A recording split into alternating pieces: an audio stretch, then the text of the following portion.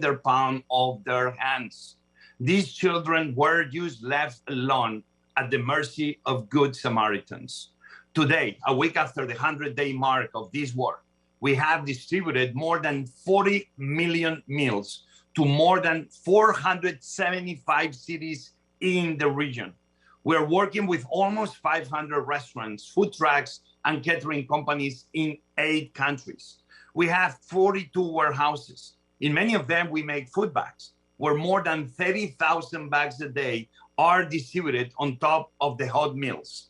Some situations require hot, already cooked meals. While others need ingredients, some people can cook and feed themselves. When you consider all the meals being cooked by World Central Kitchen teams, our partners, and people at home, I believe we're almost doing 1 million meals a day right now. The United States Congress, on behalf of the American people, has been exceptionally generous with providing funding. These funds are vital for the Ukrainian people, as well as the people around the world who rely on Ukraine's farmers. However, I must tell you that your work is not done, is never done. There are structural reasons why establishing international aid groups took so long to have a presence in Ukraine.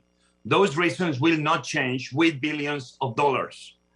Large quantities of unwanted food are being delivered today with little regard for what the people of Ukraine can or want to eat. There is only so much dry pasta an Ukrainian family needs. We have tried repeatedly to work with the World Food Program, but the UN teams remain way too often outside Ukraine for weeks and weeks instead of activating local teams inside the country. With boots on the ground, we know exactly where the need is. We talk to the community every day. We work next to the community. I am afraid that we are even at risk of duplicating efforts and spending and throwing money at the problem. Let's be clear.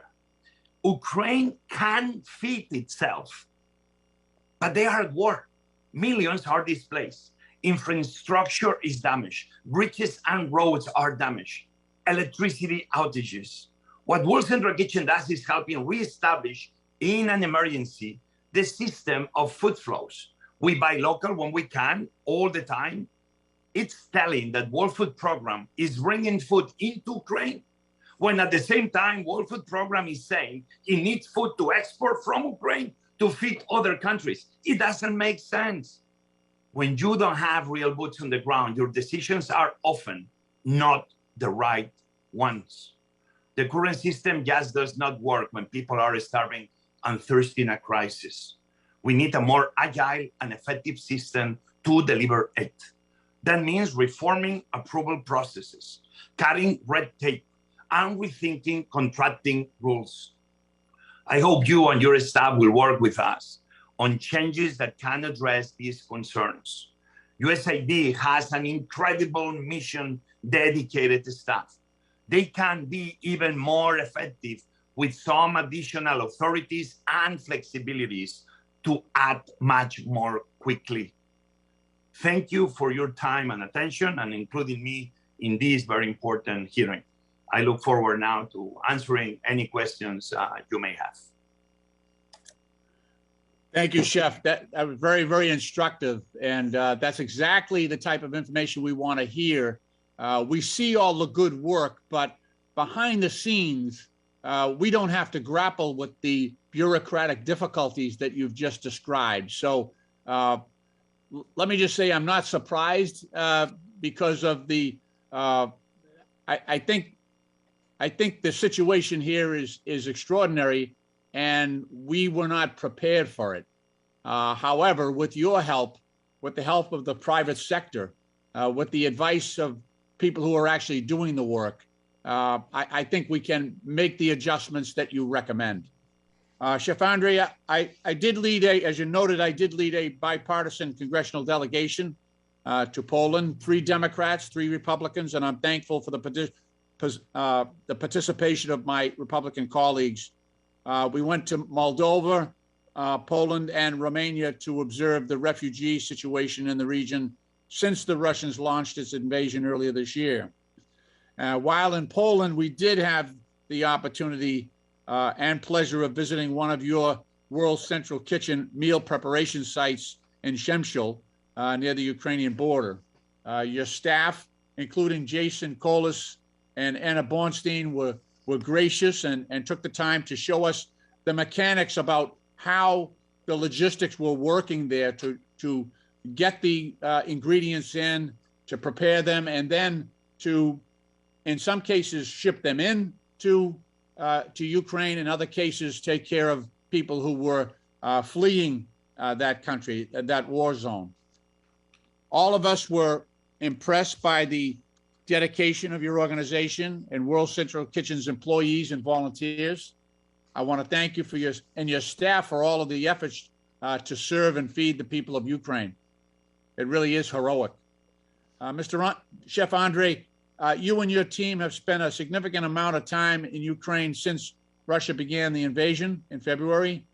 In your testimony, you stated, quote, that with our boots on the ground, we know exactly where the need is in Ukraine. I want to tap into that a little bit on the ground knowledge. Can you describe some of what you've seen in your time in Ukraine and what has struck you most about the conflict and the difficulty that we're experiencing in getting meals, getting food to the Ukrainian people and getting the food that they need?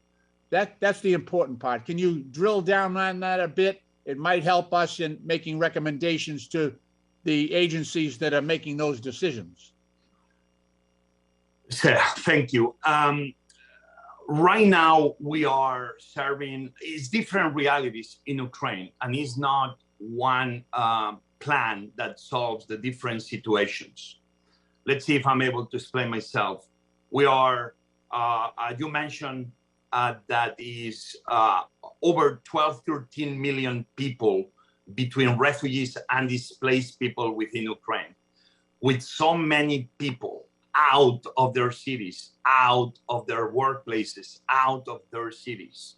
One of the main problems is that the normal social functions of the economy are broken. So it's very important that emergency means that we are there coming from the outside as people are fleeing the war, that organizations like ours will go to try to repair temporarily those systems of distribution. I always say that we are not really cooks. What we are is people that try to put the logistics and the distribution so people get the access they need. So right now we are in more than 1,410 shelters. We've been in so many for almost 80, 90 days at that number. So we know very well the situation of the shelters. Some of them are official, meaning running by the country or by the local state or the city. Others are used shelters that just happen on their own by people that open their home or their restaurant or their school and just happen.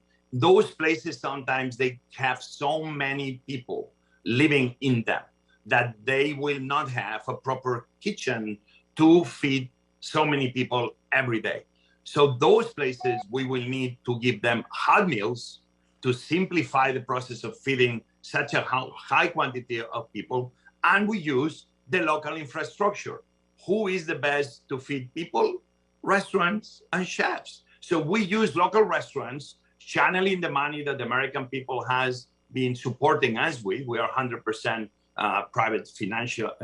Every dollar we have spent in Ukraine comes from mainly Americans and other people around the world. We empower the local restaurant community who know their communities well, and we use those restaurants to cover the needs on those shelters, not only in Ukraine, but also in the other countries surrounding Ukraine.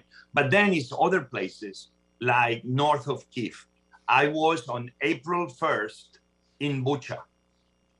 This was within hours of the Ukrainian army defending their country, taking over and start putting out, moving north and putting out the Russian troops.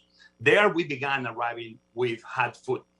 But I went to Bucha recently, many weeks after, And the situation has changed dramatically. Some supermarkets has opened in the cities like Bucha and Irpin and Hastomel and Boderanka, but it's people without jobs. It's people that still are they are in shelters.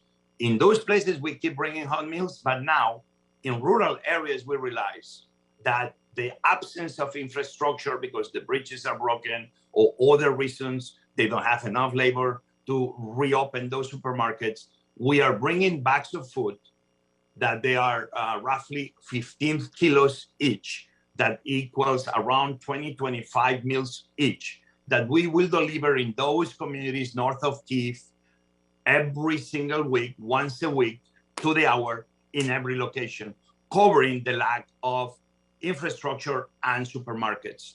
This is two of the ways we've been doing it, on top of using the same trips to do two things: bring seeds to big farmers that bear well because lack of funding, or where because lack of infrastructure needed somebody to help them with seeds like sunflower and corn and wheat, but also is many Ukrainians that in front of the homes in the rural areas all across Ukraine. And now I've been almost all around Ukraine twice, 3 times. They will plant in front of their homes. And you can see right now, every single home planted with food that will be able to provide for those families in August, September. For us to do the hot meals, to do the bags of food for families, and then to be able to be giving seeds that they will convert into food that technically is like giving them money, is the 3 ways I believe the Ukrainian people in the short, mid, and long term are going to be needing our help until this war stops. Thank you very much. My time has expired, but I would like to recognize my distinguished friend, the gentleman from Wisconsin, Mr. Grothman, for any statements, any questions he might have. The gentleman is recognized. You'll have to unmute, though.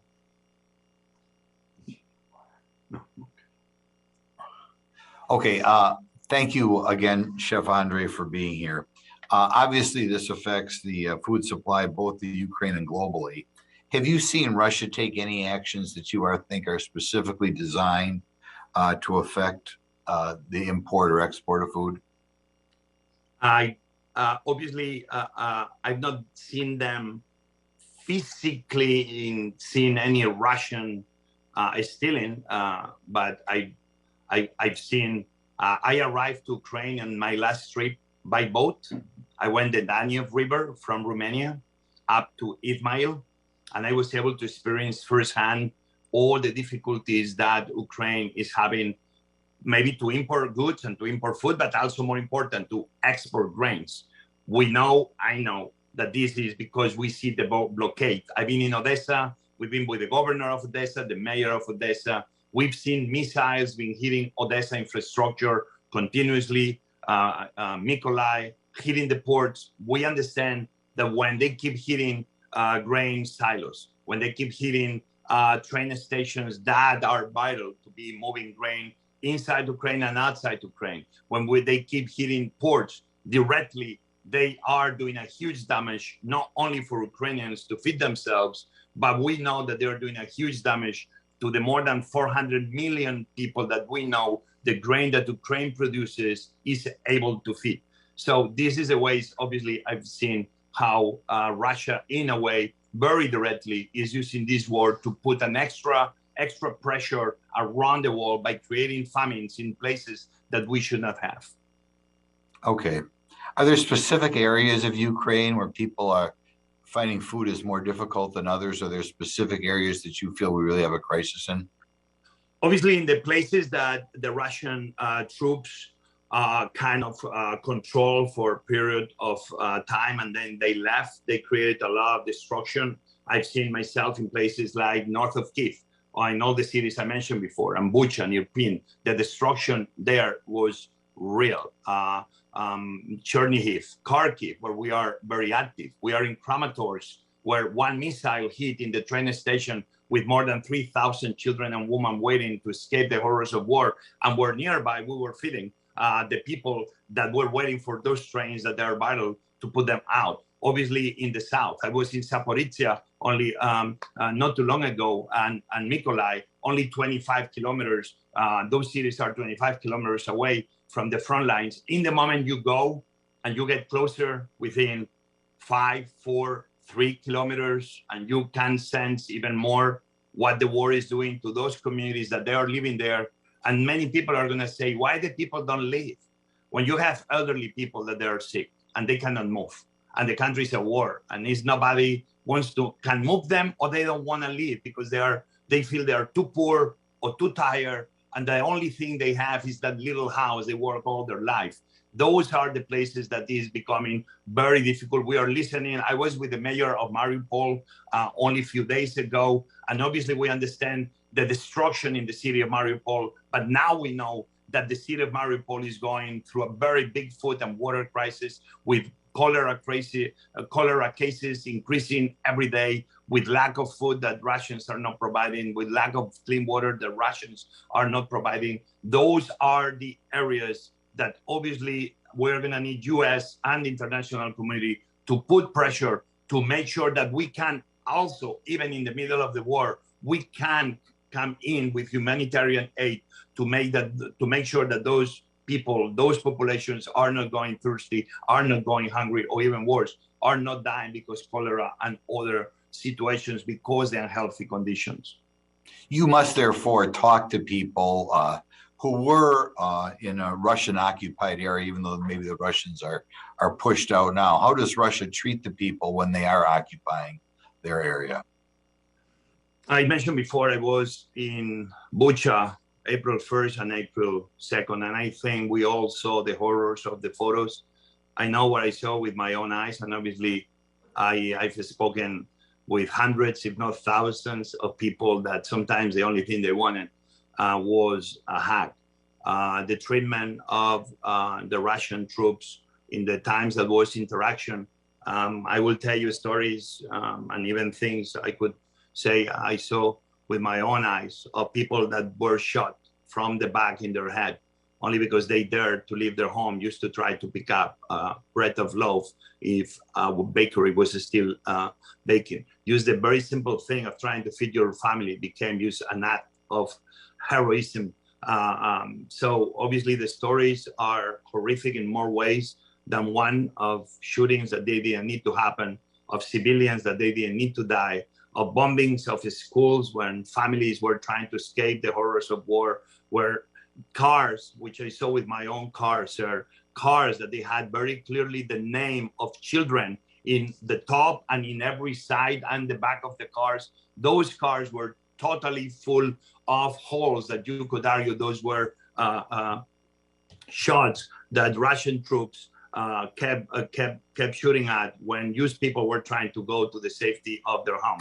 What I saw in those early days in the north of Kyiv, Bucha, and Irpin, this is something obviously I'll never forget in my life, but the horrors are real, the horrors happen. And that's why it's very important we are there next to those people, making sure that in this case, food and water is now another one of the many problems they're going to be facing in the weeks and months ahead. Okay. Are there any specific sorts of foods that you have a shortage of, or that there is a shortage of? Well, it's certain. I want to make sure that the Ukrainian government is doing an amazing job. The Ukrainian governors, the Ukrainian people. You're going to say, if I would say, why Central Kitchen needs to be there, or why we need to be helping them? Obviously, because they are at war, and we know that war is a very chaotic situation. We are trying to reopen some factories. We are trying to tell somebody, if you reopen these pasta factories, a country that what they have is a lot of wheat, will buy all the pasta from you. And things like this are happening. Kherson, that right now is under Russian occupation and is being under war, all that area south going east. We all know that they are big producers of things, for example, like onions, like tomatoes, etc., etc. Without those farmers having a normal farming season, those foods are going to be scarce. You could say, but we can feed the world without onions. Yes, totally agree. What Central Kitchen does is making sure that we use every single resource we have at our fingertips. We are bringing from the outside things that, because the war, are highly needed inside Ukraine. Like America will import a lot of foods that for some reason America is not able to produce. But overall, I would say that Ukraine is fine. We need to understand that the best way America and the international community can be helping Ukraine is not by bringing everything from the outside, but is making sure that we keep supporting the local economy, the local infrastructure, investing the money locally, creating jobs locally that will give Ukraine in the fighting for the freedom of their country, make sure that we invest into the solution, making sure that the entire economy doesn't collapse. That's why what World Central Kitchen is doing, supporting restaurants, buying from local farmers, buying from local factories, that they can produce the foods that the people need. Thank you. The gentleman's time has expired. The chair now recognizes the full committee chairwoman, Ms. Maloney, for 5 minutes for her questions. Thank you. Thank you so much, Chef Andre, for being with us this morning and for everything you and your team have done for the Ukrainian people and around the world to help other disaster victims. In your advocacy for vulnerable people that you serve, you have criticized how difficult it is for the international community to respond, and it is often too slow. And in a tweet you posted to celebrate President Biden's signing of a bill granting $40 billion in assistance to Ukraine, you said that the Ukrainian people, quote, can't wait months, quote, for help to arrive, and I agree completely. So what lessons have you learned during previous disasters that would let us help Ukrainians faster and more efficiently than we have today? I think that big problems have very simple solutions. And sometimes we overcomplicate things. I think, we went in, we created a big team. We have more than 4,000 or 5,000 people in our network of people that are working with World Central Kitchen. That this is what allows us to be fast and adapting. Adapting is that when we make those bags that we send to the communities, because we go every day. I mean, I've been there more than 50, 55 days of my life. I've been 100 days, 106 days on this crisis, but I've been inside Ukraine, especially in the early days. But again, I just came back 3-4 days ago after another round of 12 days. By being there in real time, you are able just to adapt in real time. If somebody's telling you, hey, Jose, another organization just brought a lot of pasta. We got pasta for 2 months. We are able the next week to take any pasta we had in those packages and redeliver maybe with more fruits and vegetables, increasing the output of fruits and vegetables that more often than not we are buying local. But now what I will say is that for food, World Central Kitchen, we are with 3,970 distribution points. 3,900 distribution points. With this, I only want to say, quite frankly, very humbly, but at the same time, very proud that we know what's going on. We know what the people need because we're talking with them every single day. So for food, what I will say is that now I'm afraid that we are going to be multiplying efforts by now more organizations finally arriving and everybody bringing food because they are doing something. And sometimes I will say that more doesn't equal better. The right amount equals better because we cannot collapse the local economies by giving too much food for free at the same time. We need to be very specific. I've been talking to mayors like in Mykolaiv that their concern was, how do we know that we are not breaking and collapsing the local economy? Well, you could argue too that those mayors need to know that their people are out of jobs and sometimes banks are not open or sometimes people don't have ATMs, so they need cash so that's what we are covering. But it's very important that the solutions and the actions don't happen. You don't make a decision today for 6 months from now, but that you in emergencies are day to day assessing the situation. So you know when the people need the help and you know when you need to start moving out. Well, since the war began more than 3 months ago, have you observed any improvements and what obstacles remain? Well, improvements, they've been many in all the cities that they've been reconquered by the Ukrainian troops and the Ukrainian government, like in Irpin and Bucha. Supermarkets are open again.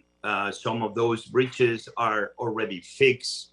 Life seems in many parts of Kyiv is back to normal. But then in that same city, they have hundreds of thousands, if not millions of people that they are displaced, living in different refugee camps. Those are the challenges. The challenges is that those people are going to need our help. I mean, again, is close to 14 million people between displaced internally in Ukraine and refugees outside Ukraine. Many of those people are going to be needing all the help they can get, and we're going to have to be creative. Do we give them cards so they can buy their own food? Maybe that's another great idea. I know World Food Program is trying to put that program already for a few weeks. So the challenges we are facing is adapting to the situation as cities are being retaken by the Ukrainian government, going very quickly in those cities to provide very quick support with food and water to those communities, but then watching closely so we can keep adapting as this war progresses, because the solutions of today will not be the same ones that the people need a month from now. So it's imperative that the solutions given are always reestablished in the weeks ahead. Well, my final question is that we prioritize on this committee ensuring that taxpayers' dollars are being spent responsibly in a way that Congress intended. Sometimes the bureaucracy can get in the way.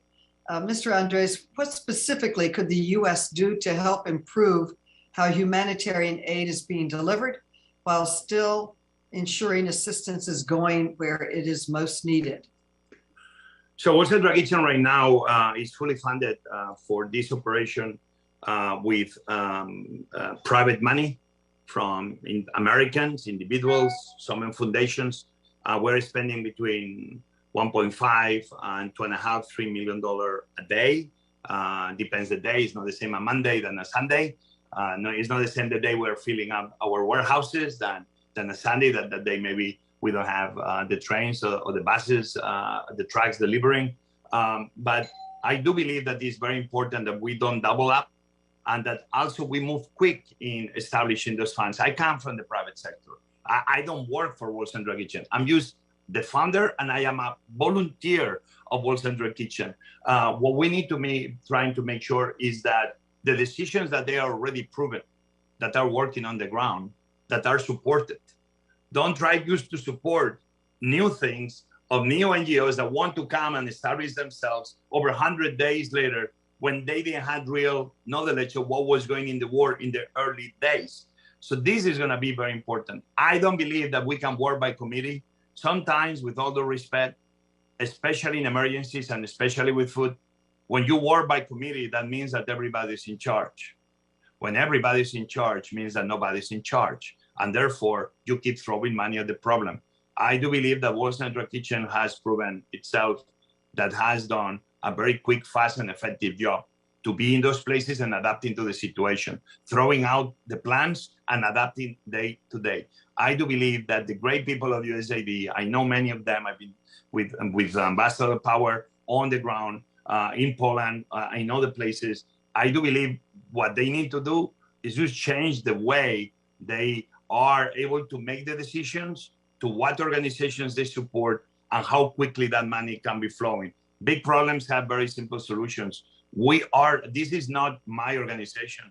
This is not World Central Kitchen organization. This is an organization actually of the American people. And I could argue an organization of the people of the world. We are here to be your organization to bring quick and fast delivery of food humanitarian assistance in the middle of a war. In this case, it's our first time, but the lessons in the last 107 days, they've been big. We've done our masters. We've proven that we can be adapting quicker and faster than anybody. Thank you. And we in Congress continue to work to ensure Ukraine has the security and humanitarian assistance it needs to defend against Russia's illegal war. We must always push to get that assistance out the door as quickly and as responsibly as possible. You are doing a fantastic job. Thank you so much. I yield back. The gentlelady yields back. The chair now recognizes the gentlelady from North Carolina, Ms. Fox, for 5 minutes.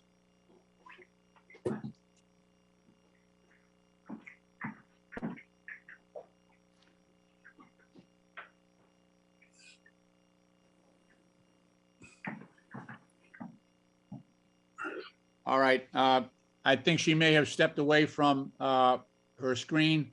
The chair now recognizes the gentleman from Vermont, Mr. Welch, for 5 minutes for his questions. Thank you very much, Mr. Lynch, and I also want to thank Mr. Grothman for this hearing.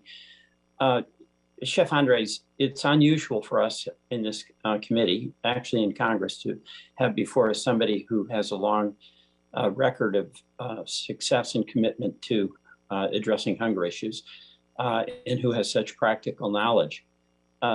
There are a couple of things that you said I want to just give you an opportunity to elaborate on. Number one, the buy local, do everything we can in the effort to address the nutrition and hunger issues in Ukraine is enhanced, as I hear you, the more we do to rebuild their local agricultural economy. And then secondly, on a practical level, can you just describe what the effects of what's happening in Ukraine and how that affects both fertilizer production in the export of fertilizer, in the export of grain to other countries around the world? Because I think as we address the issues of hunger in Ukraine, we have to be mindful that what's happening in Ukraine is compounding the issues of hunger elsewhere. So I just want to turn this over to you. And also, I want to express to you my gratitude, which I think we all share. Thank you. Thank you very much. And thank you for the question. I'm not going to use an example of Ukraine, but I'm going to be, I've been more than 30 years of my life trying to be part of the solution, not only cooking for the few, but cooking for the many and learning. And I began here in Washington, D.C., where actually the Senate over 28 years ago had a hunger caucus right at that DC Central Kitchen, that soup kitchen. I was able to work. So my life learning is not being used in universities. I never graduated. It's being used being there and watching and listening to experts, or learning on my own, listening to the people. I'm going to give you the example of Haiti. I was very proud of how U.S. responded to the Haiti earthquake in 2010. If anything, America should be very proud of the aid we gave to those citizens in Port-au-Prince. It was a massive aid given, and forever as an American, I was proud to see. Other thing is how we use the money and if we were effective, but this is going to be life itself. We always need to work to try to keep doing more of what we do well and trying to prove what we didn't do so well. But one of the things I really followed fairly closely was, I understand that if a country, in this case, America, is giving aid, you will argue that if you're giving food aid, that money that this American taxpayer makes sense that you are spending that money to buy from local American farmers. Well, frankly, every country probably should do exactly the same. All of this is perfectly fine. But the issue we have is that then in the process of trying to help, we don't think in a 360-degree way, and we create other problems.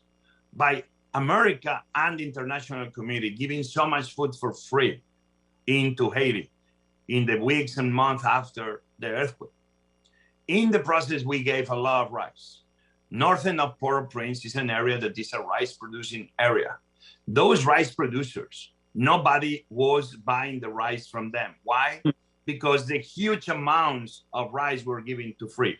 Actually, so much food was being given in Port-au-Prince that we created migrations internally to Haiti because people were flowing from places with no food to Port-au-Prince that they were giving you free food.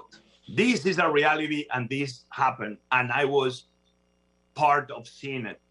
I can guarantee you, even I didn't spend any time, and I know I'm under oath, I'm giving you use my honest personal opinion by following those things through years. We've been feeding Haitians in shelters in Tijuana. Some of these Haitians began migrating in 2010 after many of them lose jobs in rural areas because they couldn't sell the rice and other food products. In a way of us helping Haiti, we created other problems by not thinking that. That's why I'm always suggesting that we need to find better balance.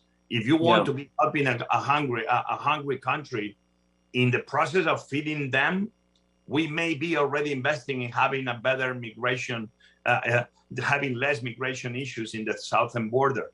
If we just keep throwing money at the problem, that in this case is feeding the people that are hungry today, but in the process, we create all the problems that then puts pressure in the border, in the South, with people that lost their jobs 10 years before, and there they are knocking on the doors of America.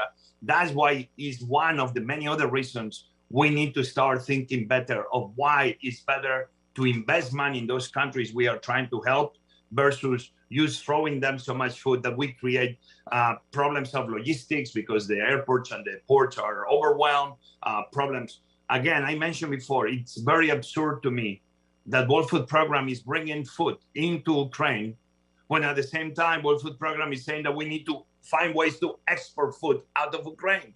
If we have food inside Ukraine, why we don't buy that food? And why we don't put that food that World Food Program is trying to bring in, send it to Syria, send it to Ethiopia, send it to the countries that need the food right now? You are solving a lot of logistical problems, but not putting more pressure. So I think this one is the one I will say is the most important. And I do believe we need to put factories up and running inside Ukraine. The ones that closed at the beginning of, or the markets that anything we can do to open those is better in the best national security of Ukraine. In the process of helping Ukrainians with humanitarian aid, we're multiplying every dollar America may give because we create jobs. We put Ukrainians to be able to feed themselves because the logistics. But again, they have the food internally. I've seen the silos. Remember, I've been is one place inside, I forgot the name, in the middle of Ukraine. They have a very huge flag. They claim is the biggest, is the center of Ukraine. There is this factory we began partnering with. They do seeds. We began helping distribute those seeds to the farmers. They didn't have any cash away to buy it themselves. So again, the logistics is what is important. Ukraine has food to feed itself, but we need to remember they are at war. It's not a country is going to have famine for lack of food. It's a country that needs our support with logistics and spending, investing the money in the right places to make sure that food doesn't become a problem. Thank you very, very much. I yield back. The gentleman yields back. Thank you very much. That was very insightful. Great questions and very helpful answer. Thank you. The chair now recognizes the gentlelady from North Carolina, Ms. Fox, for 5 minutes. Mr. Chairman, neither I nor my staff understood the organization of this panel this morning. I am prepared to ask questions of Mr. Graham, but we did not understand how you were doing this morning. In fact, when you started, I tried to find out. My staff said, hold off. And so I'm prepared to ask questions of Mr. Graham. I thank Chef Andrés for his work and for his insights. And I think that he is absolutely right to be talking about how we can help build the economy of any country that is in stress like this. But I thank him for his work, and I'm ready for the next panel. Okay, I do appreciate that. We did struggle with different time zones. Several of our witnesses are in different time zones, so we were trying to accommodate everyone. But let me just add my thanks to Chef Andrés for his great work and his testimony here this morning. This was very, very helpful. If other members have any questions for Chef Andrés, we will take those into the record and we will try to deliver those to Chef Andrés and get further answers on those questions. But at this point, I think we will transfer to the next panel. I want to excuse Chef Andrés and thank him for his testimony and his good work. God bless you. Please stay safe. I know you're operating in some pretty dangerous areas, and we just appreciate the work that you and your organizations are doing for people that we care about very deeply. And I think you present the presence of the United States in a very favorable way, and we appreciate that as well. Thank you. Thank you. We're going to recess just for a moment to activate our next panel of witnesses. Thank you.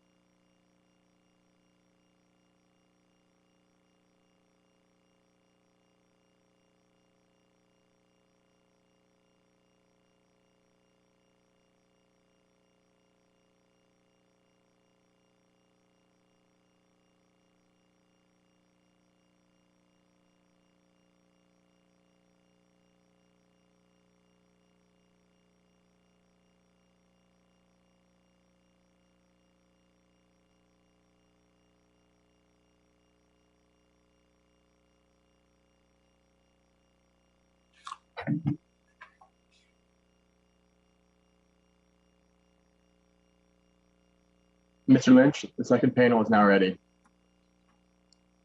Very good. Welcome back, everyone. I would now like to introduce the witnesses for our second panel. First, we're joined by Mr. Christopher Stokes, who is the emergency coordinator for Ukraine for what is known in the United States as Doctors Without Borders, or MSF in French. Mr. Stokes has served in various capacities for Doctors Without Borders, including as general director in Belgium and in field assignments in Afghanistan, Kosovo, Indonesia, Chechnya, and now Ukraine. Next, we will also have and hear from Amanda Catanzano, who is the acting vice president for global policy and advocacy for the International Rescue Committee. Ms. Catanzano has previously served in multiple roles with the U.S. government, including as director for strategic planning at the National Security Council and as policy planning director for the Secretary of the State. Third, we are joined by Mr. Pete Walsh, who is the country director for Ukraine for Save the Children. Mr. Walsh has an extensive career working in areas of conflict and for Save the Children. He has previously served as country director in South Sudan and in Tanzania. Fourth, we have Mr. Edward Graham, the Vice President of Operations for Samaritan's Purse. Mr. Graham joined Samaritan's Purse in early 2019 and after a 16-year-long career with the United States Army, and I want to thank him for his service to our country as well. The witnesses will be unmuted so we can swear you in. Would you all please raise your right hands?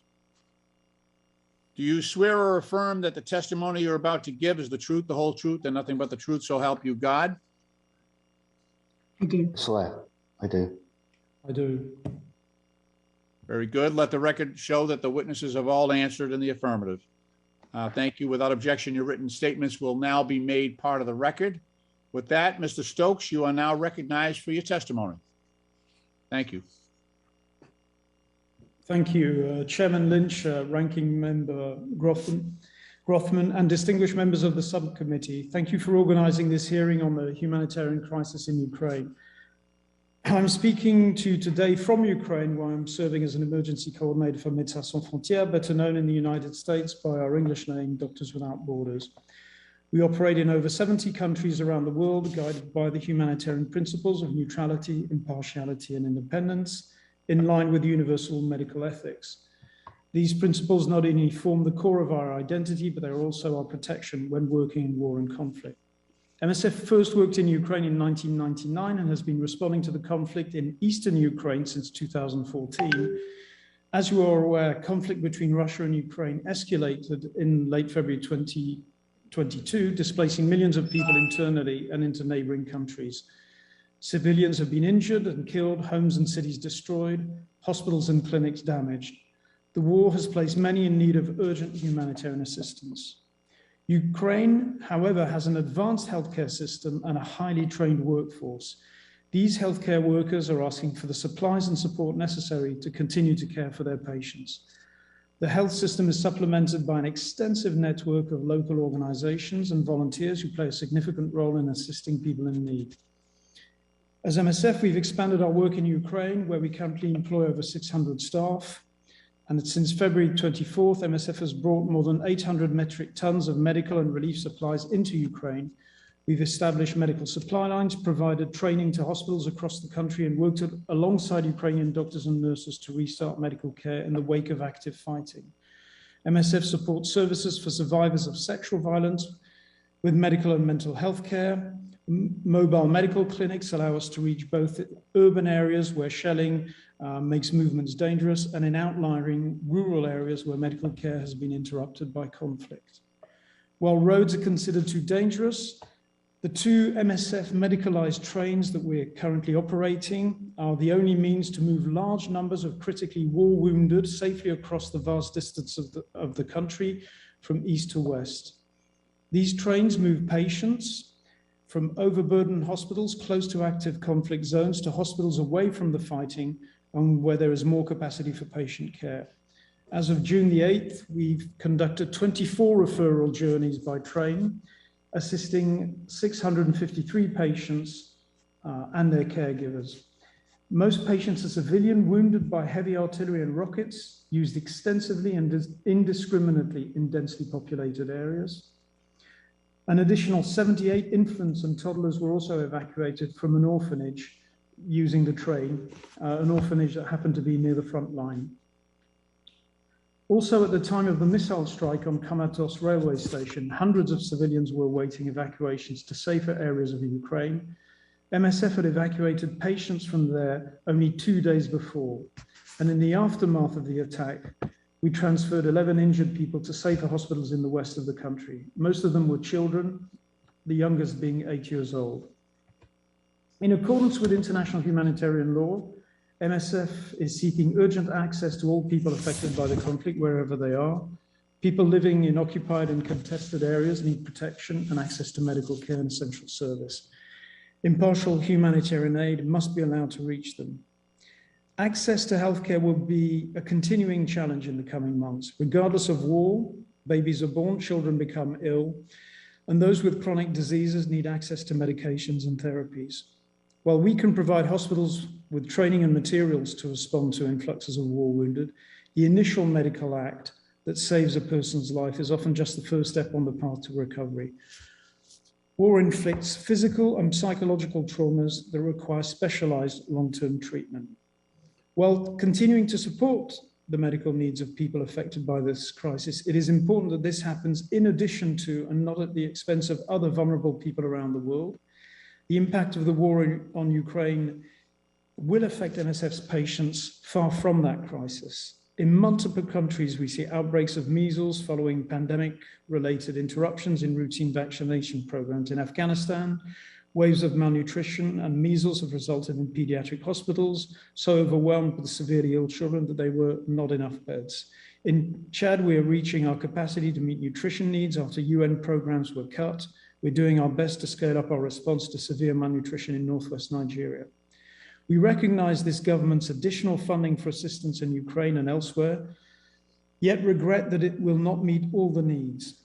We have seen that resources the United States and international community are capable of mobilizing when the political will exists are massive. We urge you and other governments to rise to this moment and to respond to neglected crises with the same determination and commitment. Thank you for your concern for the people in Ukraine and around the world, and for the opportunity to give this testimony today. I'll be pleased to respond to your questions. Thank you. Thank you, Mr. Stokes. We want to welcome Ms. Catanzano.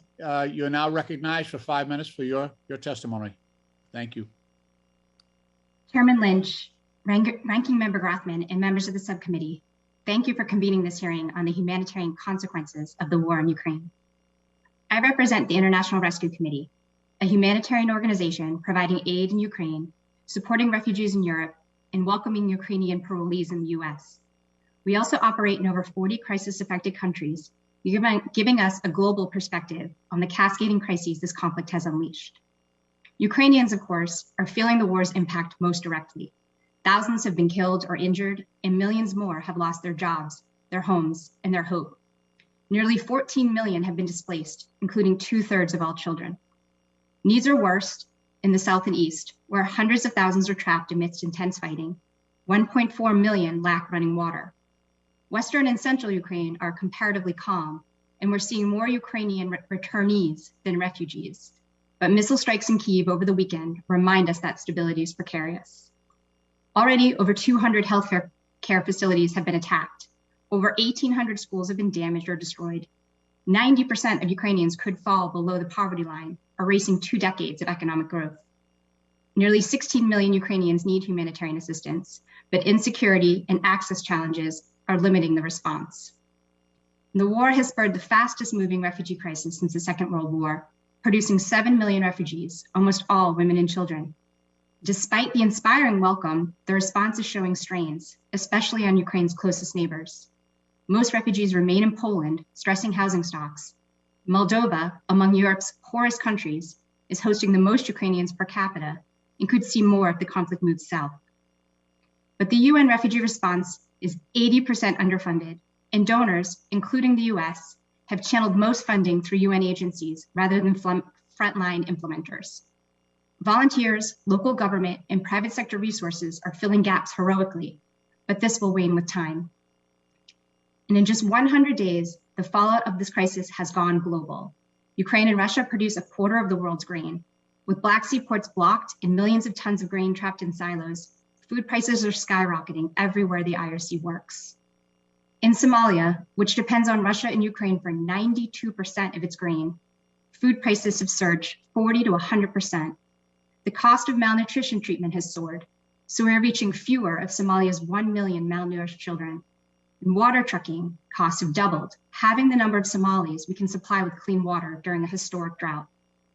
Yemen depends on Ukraine for nearly half its wheat.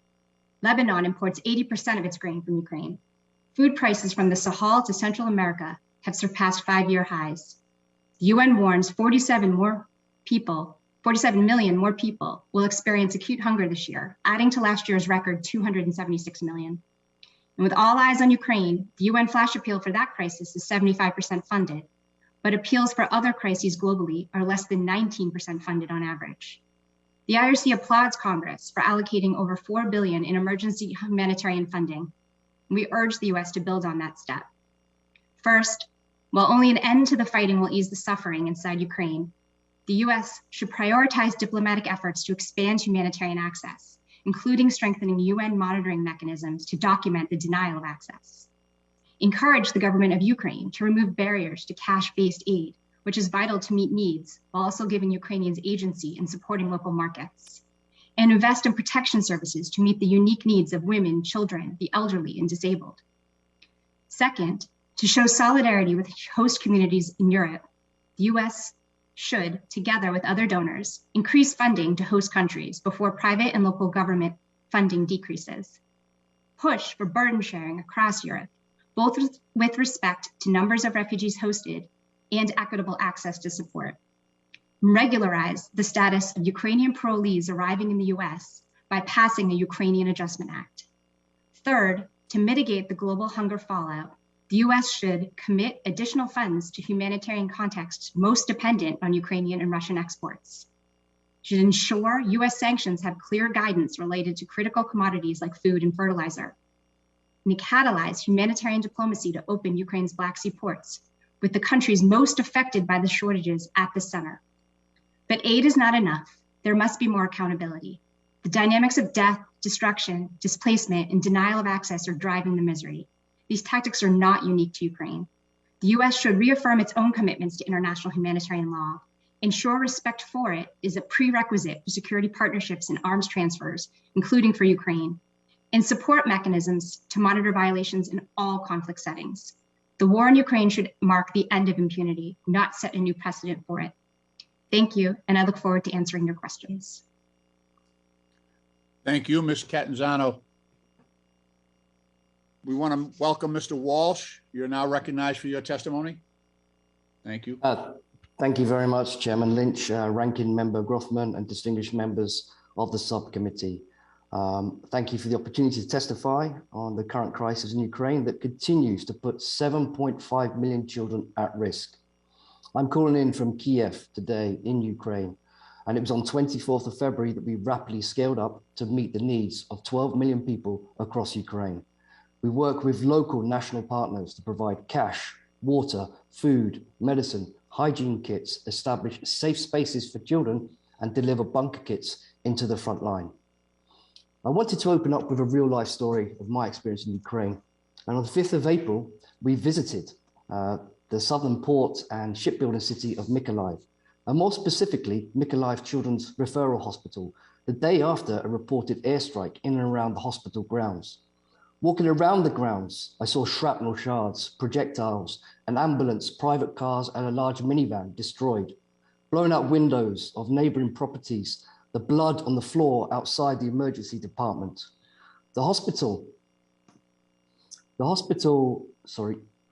walking around, the hospital is in a residential area. Not a single military target was in sight. Whilst there were reported civilian fatalities, I remember two stories of two girls, both who were in the operating theatre at the time of the attack. One, a 15-year-old girl who was having shrapnel removed. The second, a 6-year-old girl having a bullet removed from her arm from previous attacks. And then one of these missiles or rockets from the attack hit the operating theatre. Tragically, the girls received further blast injuries from that attack, which rendered them into intensive care. Their lives were now in severe danger. However, the wonderful Mykolaiv medical director, Dr. Irina, who I met, told us on that day that the girls were unlikely to survive the night. However, 5 days later, we had a call from Dr. Irina informing us that by some miraculous reason, they did survive, but with life-changing injuries and trauma that will remain for the rest of their lives. These are only two stories of the 7.5 million children affected by the war in Ukraine. On average, 2 children have been killed or injured every day since the start of the escalation. A child has become a refugee almost every second. There have been over 9,500 civilian casualties, with over 272 children killed and a further 439 injured. The needs of children must be at the heart of any response. We therefore call on the US government in the following 3 ways. 1, help us better protect children in Ukraine. Continue to condemn all attacks on schools and hospitals. Schools need to be a safe space and cannot be used by the military. Prioritize investment in critical programming. This includes child protection, mental health, psychosocial support, and inclusive and safe education. Recognize the specific risks that face separating unaccompanied children and support the call for no inter-country adoption at this time. Number 2, champion our need to access the most vulnerable children, including those living past the contact lines.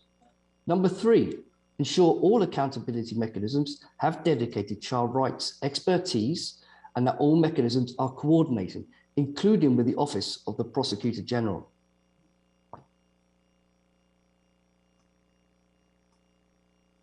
Airstrikes and explosions continue to plague children's lives. Millions of children have lost relatives, their families ripped apart. Parents have had to make difficult decisions. Should they flee or remain?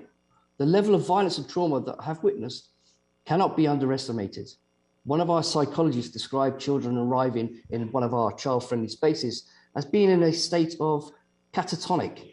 Their drawings are filled with civilians running from tanks, bombs, and crying women. At least 1,939 schools have been damaged and destroyed since the 24th of February. 1 in every 10 schools that come under attack this year was destroyed. Not only does this deprive children from safe quality education, but also increases protection risks, cuts off children from a sense of normalcy, and interrupts other services such as nutrition and immunization. Thousands of children have been separated and are now unaccompanied, thus exposing them to new threats, including sexual violence, trafficking, or exploitation. These children may not be orphans, but rather they have gotten separated, or they have been sent across the border for safety, a brutal decision for any parent to make. Whilst we are aware of health, education, and psychological needs of millions of children across Ukraine, we cannot reach tens of thousands of children and their families past this contact line. This is due to the unpredictability of the conflict, unexploded ordnance, and the lack of assurance of safety. Areas in the east, such as Donetsk and Luhansk, are undergoing intense military action and shelling. Families are trapped, unable to leave. There might be an elderly grandmother or a sick family member. Some simply cannot afford to leave. We must be able to get access to these families. Further, as guaranteed by international law, families who want to leave must be allowed. Unfortunately, we continue to hear of families, including children, being caught up in shelling or denied exit from such areas. Attacks that target or cause harm to families on the move are prohibited under international law. Save the Children has been impressed by the momentum of accountability across Ukraine. Internationally recognized as a watershed moment, several mechanisms have been initiated and deployed, including the US-supported Atrocity Crimes Advisory Group and the Conflict Observatory. While we recognize such proactive action, we reiterate our call for the inclusion of child rights expertise to ensure the collective preservation and analysis of evidence is in line with the best interests of the child. To conclude, at times the conflict feels relentless, and it's hard to picture a safe and secure future for millions of children. However, over the last 3 months, I have watched us scale up over 100 staff in country. We are supporting over 20 Ukrainian new partners and their staff, all working together to protect children. We thank the US government for their support and we continue to call for you to work with us so that we can continue to deliver a principled humanitarian response to millions of children and their family across Ukraine. I thank you for your attention. Thank you, Mr. Walsh. We welcome Mr. Graham. You're recognized now for 5 minutes for your testimony. Thank you. Mr. Chairman, to the rest of the committee, I thank you for this opportunity. I'm going to focus a little bit more on the agility of NGOs, especially faith-based NGOs, and one of the advantages I think we often have with the local church in some of these countries and how we operate, and those are our partners. But I want to be clear up front, Samaritan's Purse is not a humanitarian aid organization. We are a Christian relief organization that uses the resources entrusted to us by God to meet the immediate needs of those who are suffering due to man-made conflict or natural disasters, including diseases. We love and serve everyone that is in need without discrimination. We do this because we love our neighbor. Just as the scripture commands us to do, we meet the immediate needs of those suffering, and then we hope that our work reflects the love of Christ in the work that we do. We want them to know that God loves them, and he loves them so much that he sent his only son, Jesus Christ, to die on a cross for them. All that we have at Samaritan's Purse is the Lord's. It's not ours, and we give it to those people out of his hands. With that, Samaritan's Purse has several aviation assets, medical assets, hospitals that we're able to deploy around the world at a moment's notice. We're actually been very gifted with expeditionary capabilities that allow us to serve quickly. In late February, when the war began, I was personally traveling abroad, but that's when the conflict started, and I redirected our Vice President of International Projects to go to Ukraine and start assessing what the need was. And immediately, Samaritan's Purse deployed one of its Tier 3 surgical hospitals where it began to set up and treat patients. We also set up some step-down clinics in Lviv. At that time, we thought the Russian bear was coming and everything was going to collapse. Even the Ukrainians thought that, because we saw, and the world saw, and the chef did a good job of depicting this, thousands of refugees flying to the border and trying to get out. When I went through the border that second week of the war, the car line was 14 kilometers long. And the need was just a chaos at the border. So we started setting up working in Moldova, Romania, Poland, treating those refugees and helping them, but also working medically inside Ukraine, serving those. But we're able to set up quickly and do a lot of this, and with the assessments, because of our church network. And we're fortunate to have that. But eventually the war started to change, and we saw some focus change, and we knew food was going to be a huge issue, just as the chef said, but further east of where the fighting is. While in Ukraine, though, I saw the church housing, feeding, and providing medical supplies to the displaced. I am proud of the church. I saw many churches transporting housing, feeding, providing limited medical support, but spiritual support. They're living out the New Testament and the story of the Good Samaritan. The church was and is the perfect partner. The church also allows us to get into areas serving, especially with our food program that I'll talk about, further into areas And some of those areas I can't talk about for safety reasons, but it's an unbelievable network. And about 3 weeks when we did see the war changing, that's when I went to the Baptist Union and the Pentecostal Union. These are church partners that we've had for a long time, especially through one of our ministries called Operation Christmas Child. With that, we're in over 120 different countries, serving with trained staff and volunteers. So when conflict happens in one of these countries, we respond quickly. Ukraine alone, we have 3,300 churches that participate in this program. Our sister organization, my grandfather's, the Billy Graham Evangelistic Association, has worked in Ukraine for years as well. So when I went to these Baptist Union, the Pentecostal Union, to set up a reverse flow of our logistic nodes, we sent about 600,000 shoe boxes, gift-filled shoe boxes from Operation Christmas Child last year alone. That is already a logistical nodes that we need to do these large-scale feeding programs. So right now, currently, Samaritan's Purse has 128 staff members in the region. Over 500 are our staff deployed so far. We have treated over 12,000, about 12,500 patients in our medical sites and our field hospital, 157 surgeries.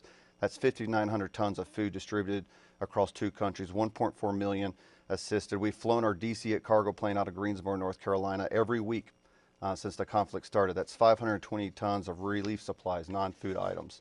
We even had to rent a 747 cargo plane early in the war because their need was so great.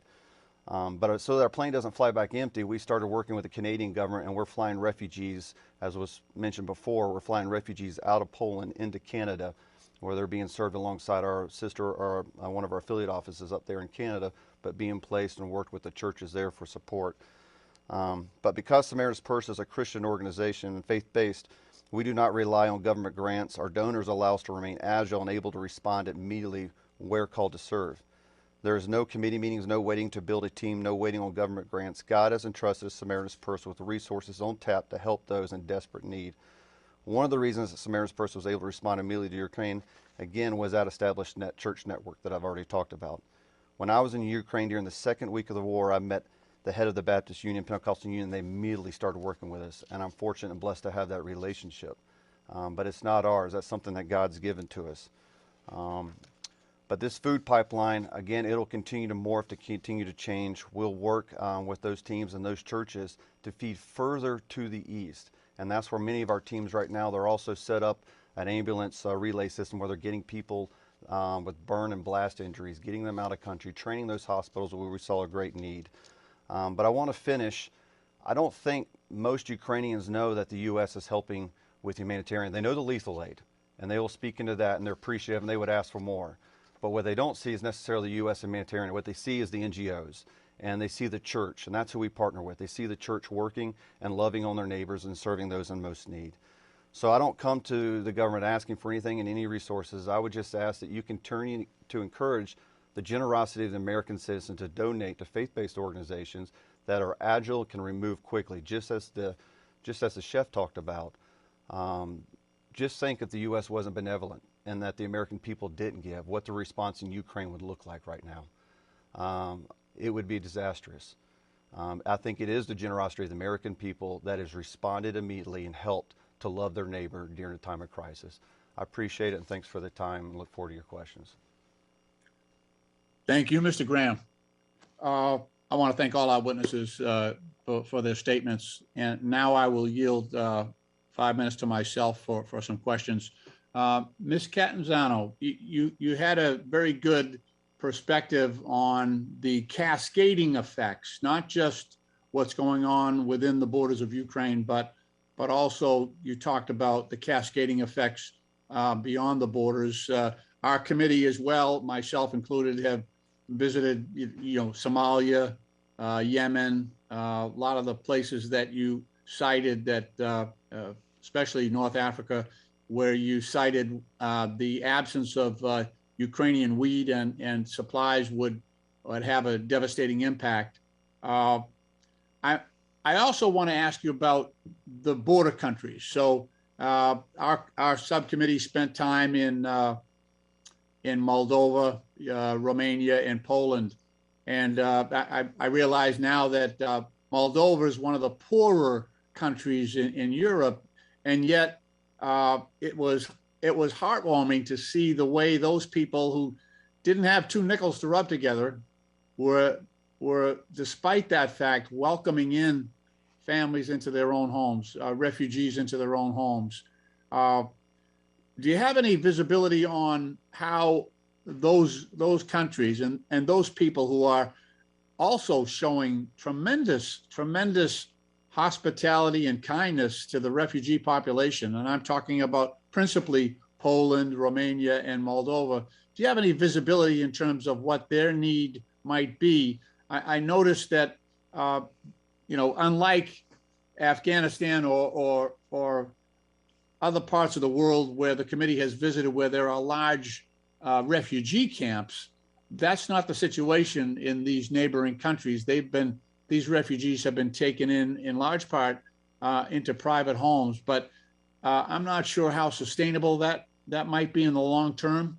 I think it's heroic, but I'm not so sure, that it's the most efficacious way to deal with that problem. So, Ms. Catanzano, do you have any visibility on the situation in those neighboring countries and what we might be doing to ease their burden? Thank you, Chairman, and thank you for that question. We are operating in Poland and working in Moldova as well, and I can absolutely endorse your perspective and that it's been heroic and inspiring to see the welcome that these countries and these citizens have offered to displaced Ukrainians. I think it's also, I can endorse your perspective that there are strains and stresses on these communities and these cities and these countries, given the disproportionate burden that Ukraine's nearest neighbors are bearing in this response. Like you said, this isn't a camp-based response. This is members of the community welcoming Ukrainians into their homes and into their lives, thinking it was going to be for a few weeks. And here we are 100 days later. I think that spirit of generosity and welcome is still there.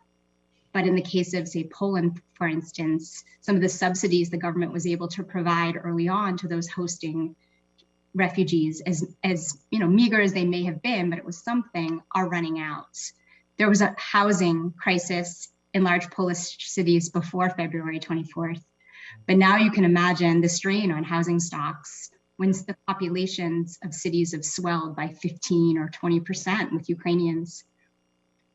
It's making it even more difficult that we're reaching the summer season, and the generosity of Airbnb or vacation rentals that were opened up to Ukrainian families, those owners, they need that income. And so we are going to see some of those housing stocks decline. I think similarly in Moldova, while it's not hosting the sheer numbers that Poland is, it's hosting the highest number per capita, and it has the lowest GDP on the continent.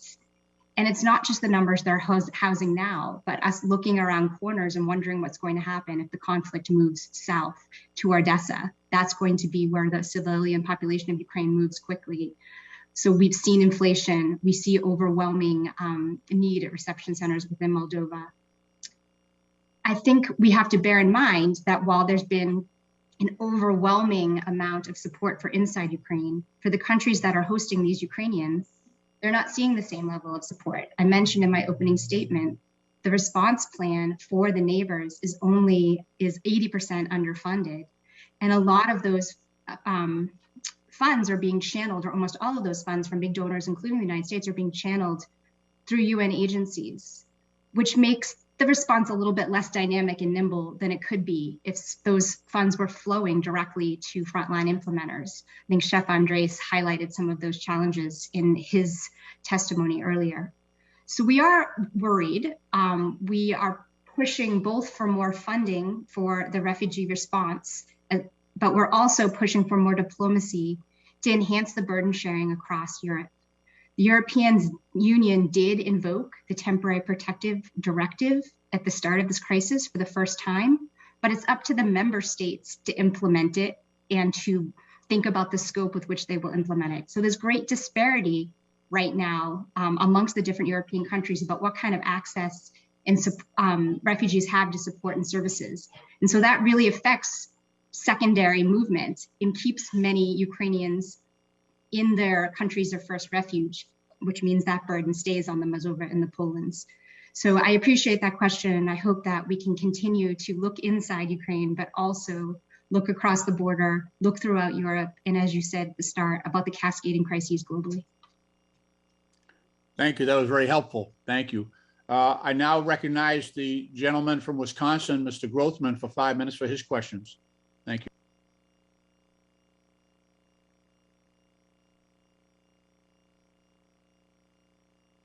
Mr. Grothman, you may have to unmute. Yeah. Question for Mr. Graham, or I guess the other people could weigh in as well. Percentage wise, you know, say 100% would be Ukraine is adequately fed. Percentage wise, how much food is available in Ukraine compared to what would be considered adequate? Well, I mean, to give a percentage, I think it's different in different places. You're looking in central parts of Ukraine and to the, you know, going back to the border towards Poland, life is somewhat going on as normal, but they may not have the access to the food they normally eat. The concerns are obviously towards the fighting area where our food networks are going and our pipelines are channeling. There you're seeing, I mean, you're looking at 50%, maybe, to give you a number from that off of what my team's telling me and seeing on the ground. But it's not just there, the food, it's the nutritional value that you need to get to women, children, especially those women that are pregnant. You know, it's that good quality food and programming that that you need access to and getting it there. So that's one of the bigger challenges that we're seeing there in getting food. Well, like the chef said, we're trying to buy locally as well. I know the silos he talked about, so you're looking at about, I think it's like 35 million metric tons in those silos, but with the ports been blown up and closed by the Russians, they can't get that stuff out, or they can't internally ship things into the country too well in and around with the fighting. So and it's all been talked about. There's going to be massive issues in Africa because most of the food that supports Africa comes out of this area. So we're looking years down the road, the challenges. But internal to the country, I would say along the fighting areas, you're looking at 50% what is needed. Okay. From your experience, would it be more effective or helpful for the U.S. government agency to provide direct assistance to the NGOs positioned in the country, or UN agencies? Well, I know Amanda talked about this a little. I thought she did a good job highlighting this, and the chef. The UN is an organization that has a lot of capacity, but it is a huge bureaucratic system, and it's slow to move, and it has to build resource. There's also, they're based off neutrality and who they work with. They don't hire locally within Ukraine. I can't go into, I'm not in the UN, so I can't tell all their challenges. But I know when you look at NGOs, the agility allows you to go work directly to the partner like us with the church. And the church is going to do the feeding and be the hands and feet. And the Ukrainians are going to see the church, because at one day Samaritan's Purse and these NGOs will leave. Well, what does that church look like? How's that country? How's the internal systems, the internal economy set up for success with programming that's going to be sustaining? That's who we work with, and it's responsive and it's immediate. We're there in the second day of the war. I haven't seen much of the UN, I have to be honest. I've seen very few cars while I was there. I'll be back next week. I'll report back. But my team's not seeing much of the UN there. Okay. I'll give you kind of a different question, but I always kind of wonder about it. When I look, I think of countries of size, like the 100 biggest countries of the world. Ukraine apparently has the second lowest birth rate of all those countries. How does that affect your mission or what's going on in the Ukraine? This wildly low birth rate. Yeah. Well, so especially during a time of conflict and time of war, we see a lot of children, and a lot of displaced children. There's a safeguarding of children you want to take. So we're concerned with children crossing the border to make sure they're going with their parents or their loved one, a family member. And many of them are going without their fathers. That's a whole nother challenge. But you're also looking at the medical needs that are women. When our hospital first set up in Lviv, I was there. One of the first patients we treated was a pregnant woman that hadn't felt her child kick in the last couple of days as she was fleeing the conflict. We were just able to let her be able to see her child and the heartbeat, listen to the heartbeat. We've delivered children. There's a whole lot of needs when it comes to that, but then the feeding of children and making sure, we talk about formula here in this country. And I know it's a huge issue right now. I can imagine being a mother, but imagine being a mother in this war zone and what they're going through right now, the needs. And that's why the humanitarian needs so great. It's also one of the reasons Operation Christmas Child is such a big program there, is because there are so many children. And the churches want this ministry to come in there and work and serve alongside them.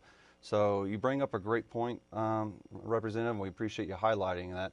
But I think some of these other NGOs too could highlight the needs they're seeing with their children and concerns, especially with safeguarding. Okay, does anybody else want to address that?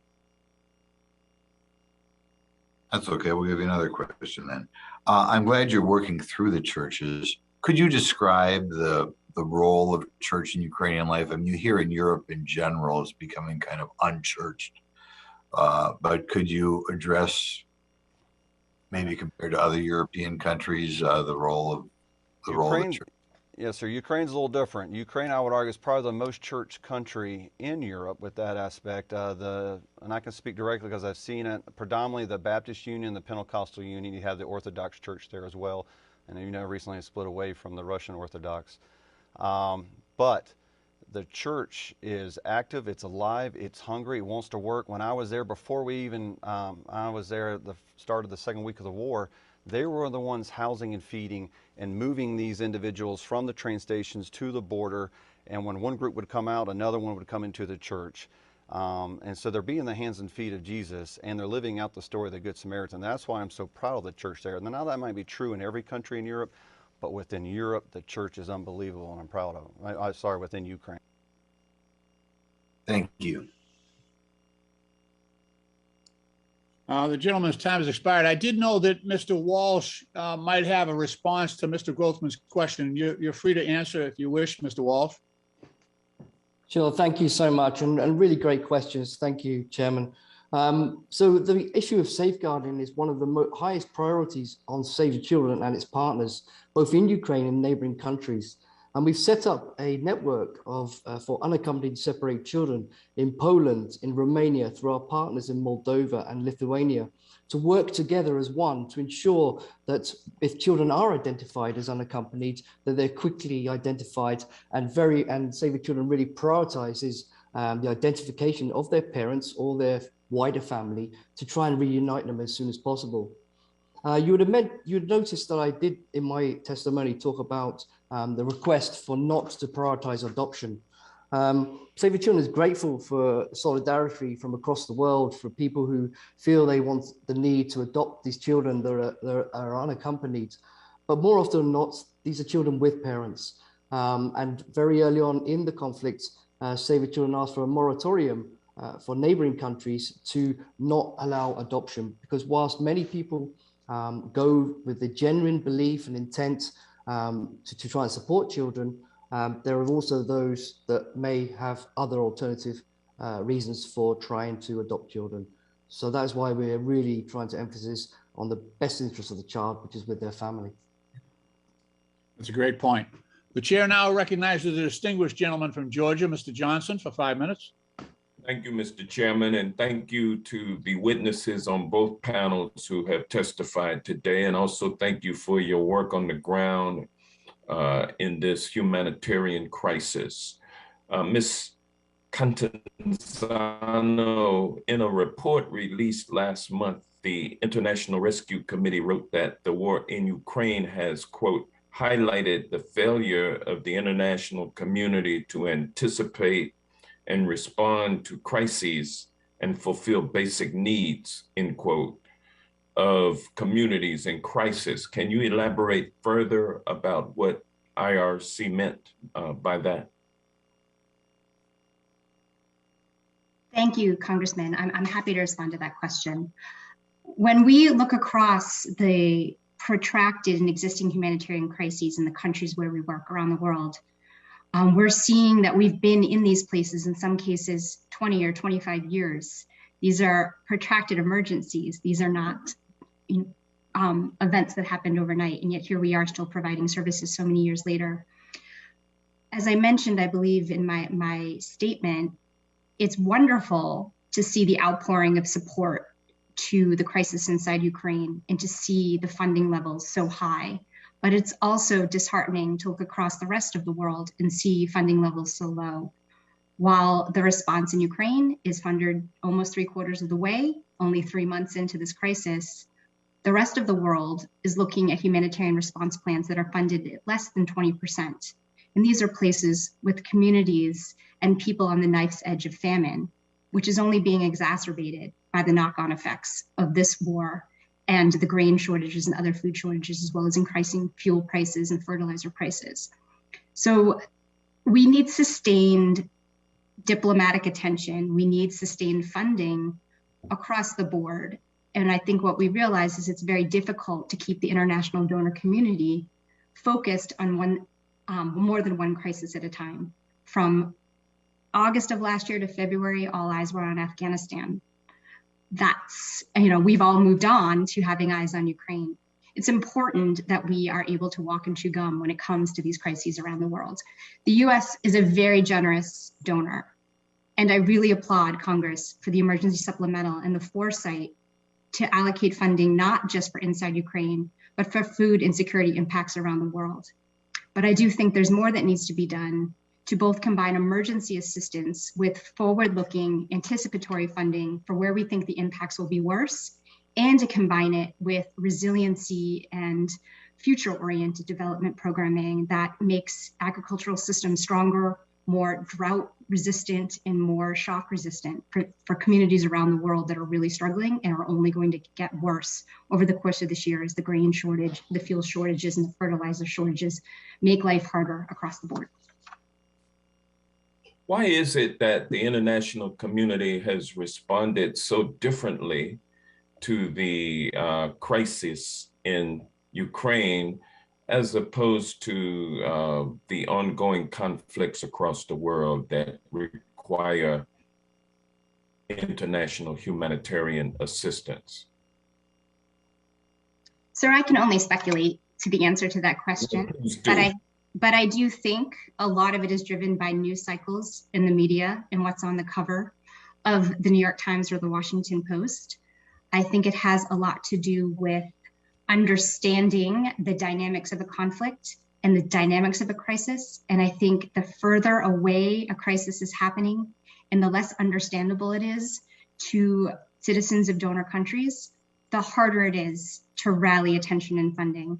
Distance and complexity is the enemy of action.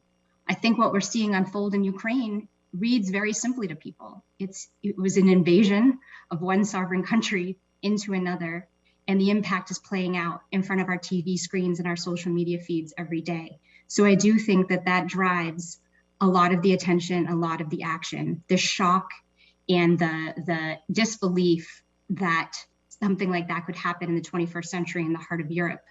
But I don't think that gives us license to look away from populations that have been suffering longer and suffering for a long time, and increasingly suffering as a result of this crisis. So I do think it has to do with the shock of it happening in Europe, with the fact that it's playing out on our TV and social media feeds, and the fact that it's a little bit more understandable, perhaps, to the average citizen than what's happening in a car or across the Sahel. But I do think it's incumbent on us to overcome that and figure out how to get diplomatic and funding attention on those most in need, according to humanitarian principles. Thank you so much. My time has expired. The gentleman yields back. Thank you. The chair now recognizes the gentlelady from North Carolina, Ms. Fox, for her questions. Thank you very much, Mr. Chairman. And I want to compliment you on this hearing. It's one of the better hearings I believe we have had in this committee and others. I'm very sorry that this committee, that this hearing wasn't being held in prime time last night, because I think it is one, again, very, very important for the American people to hear what's being said by these witnesses today. And I want to thank particularly Major Graham for being here with us today. Samaritan's Purse is in my district, and very, very proud of the work that Samaritan's Purse does year after year after year. I have known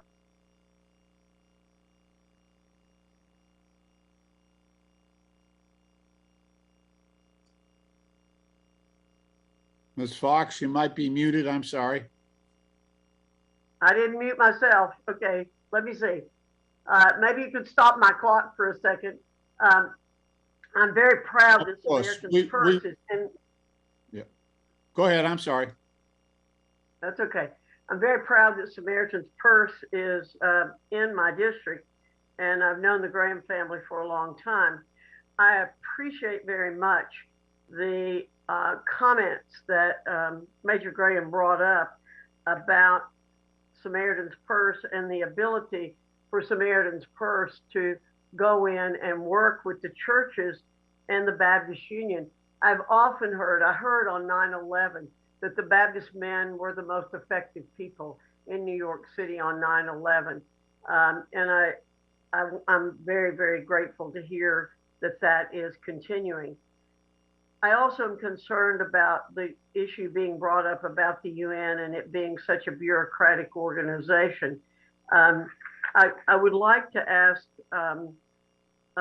Major Graham, what lessons can the federal government take from how your organization, and I may, if I have time, I'll ask the others, responded to the attack on Ukraine, and what things could we know and learn from this that you all have learned? Yes, ma'am, and Congresswoman, it's great to see you today. I think one of the biggest lessons when you learn, well, the world was wrong on, I think, what they thought was going to happen with the Russian invasion. Many thought they were just going to wipe right through and we were going to see a different Ukraine or it'd all be Russia. And we were wrong, and that's great. But war changes, and it changes quickly. I learned that in special operations. It's fluid. Things on the ground change. As an NGO and as a faith-based organization, we have to be agile and be able to change to the needs on the ground. When we first got there, the assumption, and it still is a huge need, the medical need, but we thought we were talking massive surgeries and trauma. And some of that did happen, but it quickly turned to food. And that's always usually going to be a case in war and conflict is food. But we have to be able to pivot quickly, and that was brought up before. You have to be able to do more than one thing. You got to be able to walk and chew gum. And we have to do that all over the world with various projects we got going on. But even in Ukraine, there's multiple ways to be able to serve and work through the church. The church and each church union has different capacities, different opportunities to serve, different logistics nodes. We got to be able to plug in and reinforce and hammer down and reinforce action that is working. And when we started seeing these nodes get food into areas that are beyond the conflict zone on the other side, where there is huge problems and you're not getting much and you're not hearing the press because it's on the other side of the Russian lines, we know that this food pipeline is working. We're watching and tracking where they're going. So we reinforce that action and we give that church and those nodes more food, more equipment, more resources. So you have to be able to pivot and quick. The UN, I'm not here to beat them up. Again, I'm not in the UN, never part of it. And at this point, I don't think God's ever going to be called me to be in the UN. But it is a beast. And just like in the military, I was in the U.S. Army for years, it is hard to shift and move as agile as they think they are. That's why I stayed in special operations. Agile, quick, resources. The government gives special operations different authorities that allow it to respond quicker in a time of crisis. Do that here as well. When you take away bureaucratic red tape, things speed up. Oversight and watch, and I understand you have to track where the money goes. Those are good things. You owe accountability to the taxpayer. Find those nonprofits and NGOs that are working, that have reliable reputations in other parts in the world that have the access, and hammer down. Thank you. I want to say to Ms. Cotanzo that Governor David Beasley comes to our prayer breakfast almost every Thursday morning. He's in town, and he brings to our attention the needs all over the world. Mr. Walsh, a quick question for you that you won't be able to answer on air, I don't think, but I'd like to get an answer from you later. I have a county in my district that has had a very close relationship with Ukraine for many, many years, and the church is there. And we've had some people in the county who were in the midst of adoptions of children who were approved to come to the United States, to Ashe County. And those adoptions were stopped. And we have people asking us, what can they do to finalize those adoptions? And there are people who want to take children in. So if you could give us information, give the staff of the committee information on how we might connect those people again and what is being done to reunite children with their families. That would be interesting, I think, for the whole committee to know. But if you could give us information on contact people that we could get to for these people who are desperate to complete those adoptions. But if you want to say anything about how you're reuniting families and the chairman would allow that, I think it would be interesting for the whole committee to hear. Of course. Mr. Walsh, you may proceed. Thank you very much. And thank you, Representative Fox, for your question. And, you know, our hearts go out and we welcome and so grateful for the solidarity of the American people who, you know, have genuine adoption applications with children in Ukraine. But right now, when you know martial law is in place and the normal protection systems and the safeguarding systems that you would normally find in a country are stressed or they're being repurposed for the war effort, there is a lot of confusion and maybe things aren't working as they should be. Plus, we're in an unprecedented time with children on the move. Where you know this response is urban, it's transient, it's about migration, and you know separating unaccompanied children in an emergency are extremely vulnerable to trafficking, to exploitation, and every effort must be taken to safeguards are in place to protect children from abuse. So what Save the Children has tried to do is to, through our networks, through our partners across the countries and neighboring countries, is to identify these unaccompanied children. And we are doing a fairly good job at that. However, we need the government's support, which we are getting, plus additional partners to come on board to ensure that we safeguard children. And once we identify children unaccompanied, there is a set process we follow, which follows all safeguarding rules and procedures, that we do not rush to reunite any child that is unaccompanied. Those processes and procedures must be met. And only then, once they are met, then we try to reach out to the family, the extended family, look at their status, maybe employ local partners and use local authorities to help with any reunification process. And we've been doing this for many years now in many countries. I saw over 4,000 children in South Sudan reunited with their families, and the grief and the joy of seeing a child run to their mother's arms who hasn't seen that child for over 18 months and maybe have lost other members due to the war that I saw in South Sudan is amazing. Thank you, Mr. Chairman. I yield back. Okay, the gentlelady yields back. Thank you very much. The chair now recognizes the distinguished gentleman from California, Mr. Desaulniers, for 5 minutes. Welcome. Thank you, Mr. Chairman, the distinguished member from South Boston. I just want to follow up a little bit on Ranking Member Fox's, and not for a comment, but to maybe work with you. I have a family in particular in my district in Northern California who I've met with. They were in the process before the war of adopting a Ukrainian child. That child is now stuck in Germany, and we're really having a difficult time facilitating with the State Department getting her to her adoptive family in California. So I'd like to follow up with Member Fox's comments.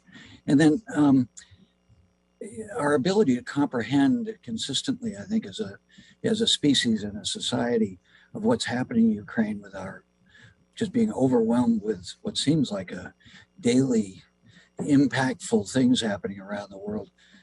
But as I listen to the discussion, I think, Mr. Chairman, of our trips, my trips to Syria, and dealing with children in the refugee camps there in Jordan, and following up with that, and how this pattern is repeating itself, and seems like either an indiscriminate or purposeful psychological tool, weapon of Mr. Putin to go after the most vulnerable members of what he perceives as his enemies, and particularly children. Having met with those families and those kids who walked for miles to get to safety, Mr. Stokes, the psychological impacts, the behavioral health needs, and maybe Mr. Walsh or others, how are we dealing with that in the near term? But how do we look at this ongoing? We know the impacts to neuroscience, to developing cognitive development. I can't imagine the impacts this is going to have, as we're seeing with the Syrian refugees and what appears to be a deliberate psychological, I can't describe it, weapon to demoralize countries by doing this damage that will last generations. So what do you see happening? What are you able to provide in the near term? And what can we talk about the long term? And unfortunately, as long as this person is in power, it seems like this is clearly a pattern that he doesn't care about. And for some reason, it seems that our ability to concentrate and have a global response to this as a weapon of war is also a problem. But first and foremost, tell me what you're able to do right now to help with kids. Almost 300 kids have lost their lives in Ukraine. Almost 500 have been seriously wounded. 2 out of 3, I think, 5 million Ukrainian kids no longer live, have been forced to move out of their homes. Those impacts are significant in the near term right now, but also long-term devastation. Yeah, thanks for that question. If I can share the experience that we've seen by moving families from the east to the west, here in Lviv, in the western part of the country, men, women, and children. I would say that 2 particular groups are affected, indeed children, but also the elderly. And these people are being uprooted from their homes and their towns in the east and coming here to the relative safety of the West. Mental health is a major issue, and we've seen that in the patients that we're treating and the patients we're transporting. They've seen some terrible things, and some of them have been living underground in bunkers and shelters for weeks and months. We've had families shelled as they were evacuating Mariupol that we've also treated and transported to safety across the country. So mental health is clearly a big issue for these people as well, but also the social care that's needed. Once they've been treated in hospitals in Lviv or in other parts of the west of Ukraine, they're then very vulnerable and left sometimes to fend for themselves. And this is clearly a major issue. Also, we're seeing significant mental health needs in people who return from, for example, Belarus, or who were taken from the north of Kiev and taken when the Russian troops were retreating. And we've been organizing mental health care, and we're trying to look at supporting survivors of torture who are coming back from neighboring countries, and with some quite horrendous stories, actually. So mental health is going to be an issue. It is today, and it will be for the medium and the long term here in Ukraine, absolutely. You, Mr. Walsh, just briefly, do you get a sense that they understand that there is a world support immediately, but in the long term, to help them with these issues? Thank you. I do, I really do. And I think what's really important, as I mentioned, and you mentioned about cognitive behavior, we are actually providing bunker kits, which is purely designed to go into the areas of contact where children are in bunkers right now, cowering from bombings and shelling and fighting. And these kits are designed to connect with the child, to get the child for the one moment, to be a child, rather than having to think about what's happening above ground. And that's really important for an early stage intervention for mental health and psychosocial support. And I have met children, in counseling sessions, in mental health counseling sessions, and heard harrowing stories of what they've been exposed to. But they do connect very well to social media. So they are also aware of the international community and how much support that's being received. But probably they hear more about the lethal aid, as mentioned by, I think, Mr. Graham, rather than the aid that's coming from the UX taxpayer. So yes, I do think they are aware. Thank you, Mr. Chairman. Thank you for all that you do, all of the panelists. I yield back. Gentleman yields back. As a courtesy to my friend, the ranking member, does he have any closing remarks or questions? Mr. Grothman? If you have any closing remarks or questions. No, I'd just like to thank you for this hearing. I'd like to thank all the witnesses. I think it was very illuminating. We'll see what we can do in the future to use these responses as we do what we can to craft American policy, not only to deal with the crisis in Ukraine, but the crisis around the world. So I'd just like to thank the chairman for convening this subcommittee, and I'd like to thank all the witnesses for spending so much time with us this Friday morning. Thank you. In closing, I do want to just spend a little time with Mr. Stokes. Doctors Without Borders has a central role to play within this conflict, as you do in so many other instances. And I'm just wondering if there are sufficient support systems around your work, and are there gaps? Are there things that we are missing? Because as so many of you have pointed out, you really do need to be on the ground, boots on the ground, and sometimes bureaucracy can get in the way of things. Are there things that you would want this committee to know regarding your ability to deliver the relief and support that you're intended to?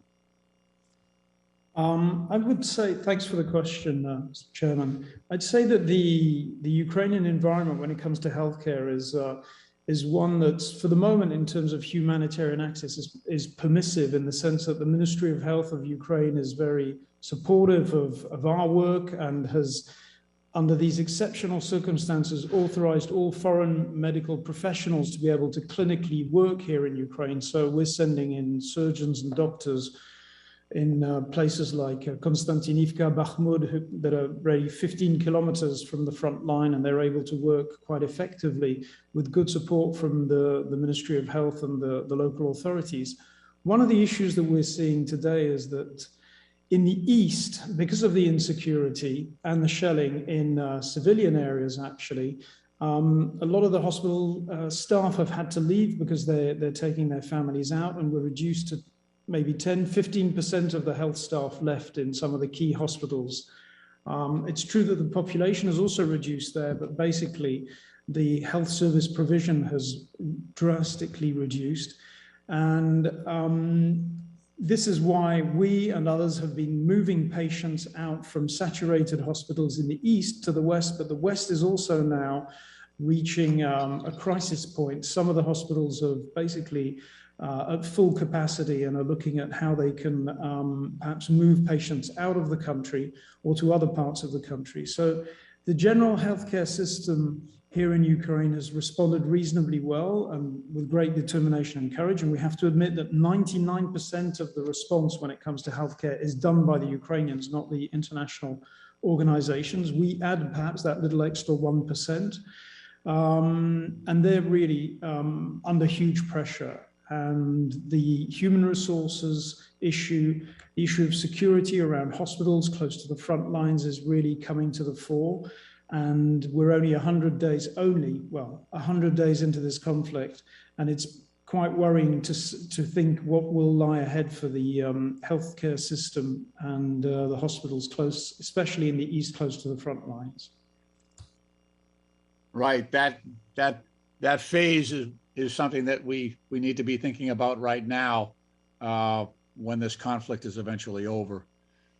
In closing, I just want to say how thankful I am, how grateful I am for the full spectrum perspective that yourselves and Chef Andre were able to offer the committee, and we appreciate the way you have helped informed us in terms of the decision that we're going to have to make and continue to make regarding the situation in Ukraine and other countries around the globe that are being impacted by this conflict. So we're really grateful for your expertise and your perspective. I want to thank you for your remarks. I want to commend my colleagues for their participation and some great questions.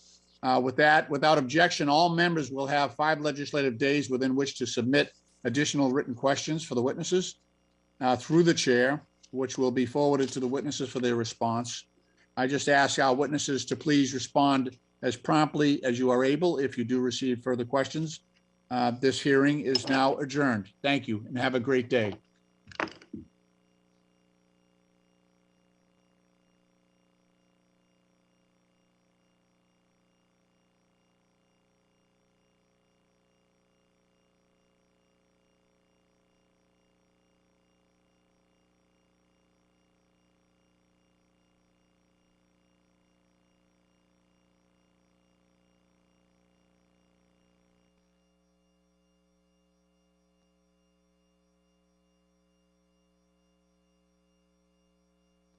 Into this hearing, which seeks to explore ways to make the